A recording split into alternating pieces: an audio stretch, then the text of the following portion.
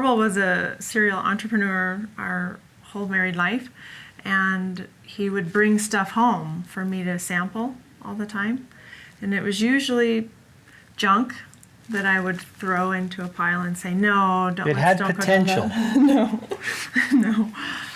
And so he called me from Utah. Hey, I found this product, and he tried to describe it to me, and I wasn't getting what he was saying. And so I just said, well, bring it home, I'll look at it. It is something you have to experience.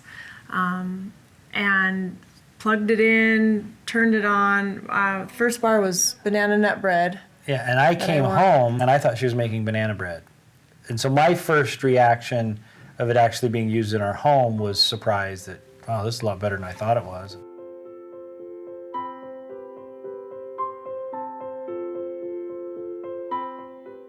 We were kicked in the teeth entrepreneurs at the time. I didn't think that I had the chance to keep it going. You know, I thought that I was done and I needed to go find a job somewhere.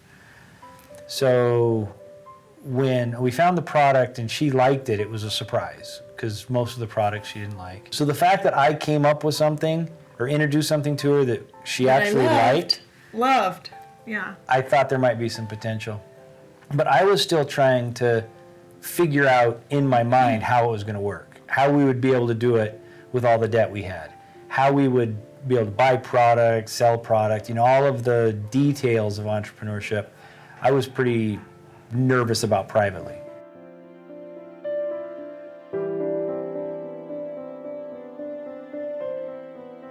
I told Heidi, we've got to go bankrupt. We're just hurting people. We're going to hurt more people if we don't stop this now. So let's, you know, our first losses are our least losses. I'm going to cry. And it was tough. So I got resolved that that was the best thing to do and went and talked to Heidi. And what did you say? I said, heck no, we are not going to file bankruptcy because they put her name in the newspaper and everybody would know, Orville and Heidi. And I said, we're going to swing for the fence and we're going to, gosh dang, swing hard. Yep.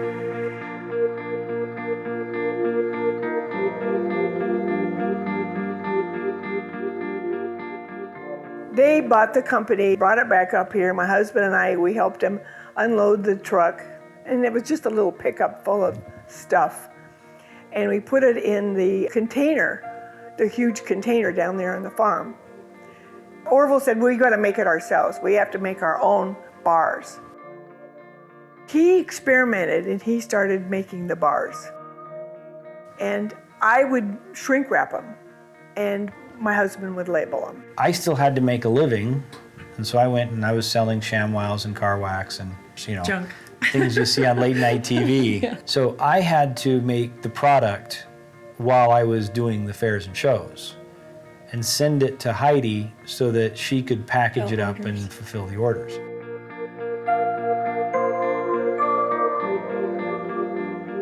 I think I knew that I didn't want to sell it at fairs and shows. And so I just started researching and I came across the Direct Selling Association online. And it was 18 days between the day we brought all the product home and the day that the Direct Selling Association was having their annual meeting. So it was sometime in between May 1st and May 18th that I came across this and I said, you should go to this meeting. So we scraped together money for him to attend and he went and came home and said, we're gonna do direct selling.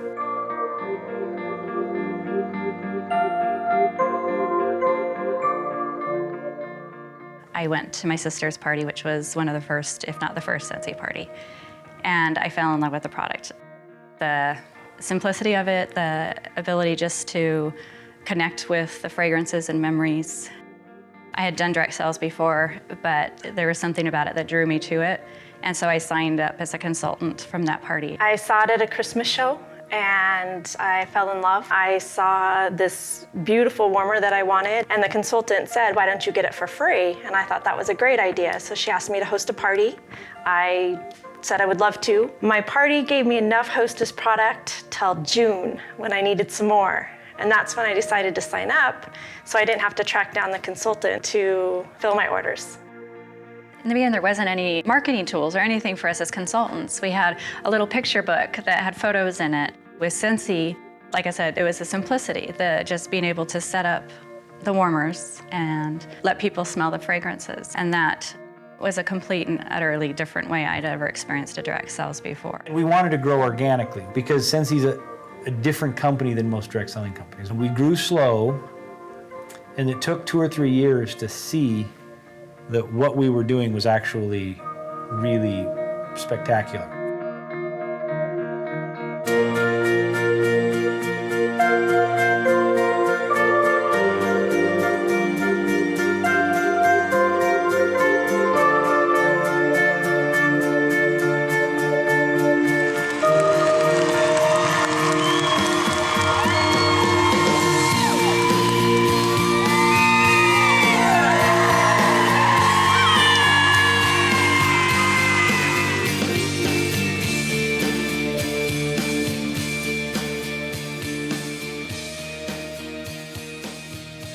Obviously, when Orville and Heidi first started the company, they didn't have any choice but to bootstrap. The initial and original consultants that we had saw what they were willing to do and what they were willing to personally sacrifice.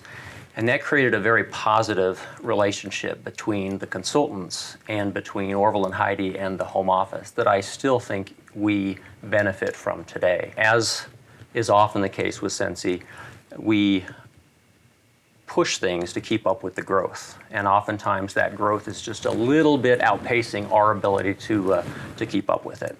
And that's certainly where we found ourselves in the fall of 2009. We knew, looking at the upcoming sales forecast in the upcoming month to 2 months as we went into our heaviest selling season, that the current software we had would not be able to keep up. It literally would have brought it to its knees, and the whole system was at risk of coming down. So we very aggressively, in anticipation of that, put together a new piece of software, and we launched it probably a month or 2 before it was completely baked and ready. And we had issues with it. I came in the middle of it. I arrived at Scentsy on November 16th of 2009, and we were in the throes of some real challenges. And our shipping department, we're not getting some of the back orders on the pick tickets correctly, meaning that back order item was dropping off. There were hundreds of scathing emails about how horrible we were.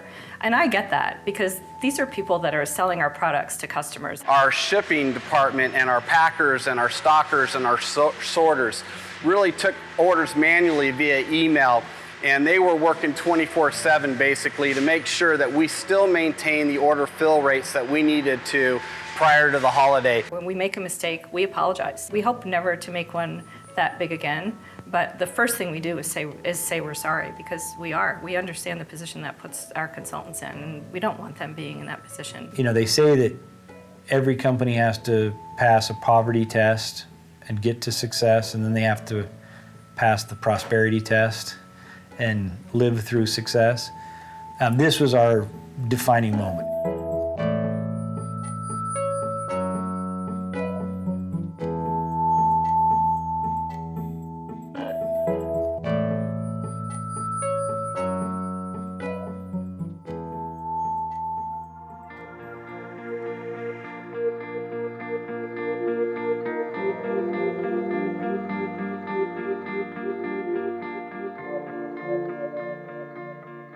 I think the product was compelling to everybody, and there was a great desire to see it succeed. And they realized that it wasn't going to succeed without them helping us, because we were very open about the fact that we were in a pickle. And rather than fake it till we made it, we just were us. And I think that was a principle that is developed at Scentsy, of authenticity, that started because there's really not a lot of faking when it comes to Heidi and I. We are who we are, and the fact that we were in a hole, the fact that we were on the brink of bankruptcy, we didn't hide that from anybody. And that, I think, gave people comfort to reach out and help. Well, Orville is like a son to me. I would do anything for Orville. And I also would do anything for Heidi.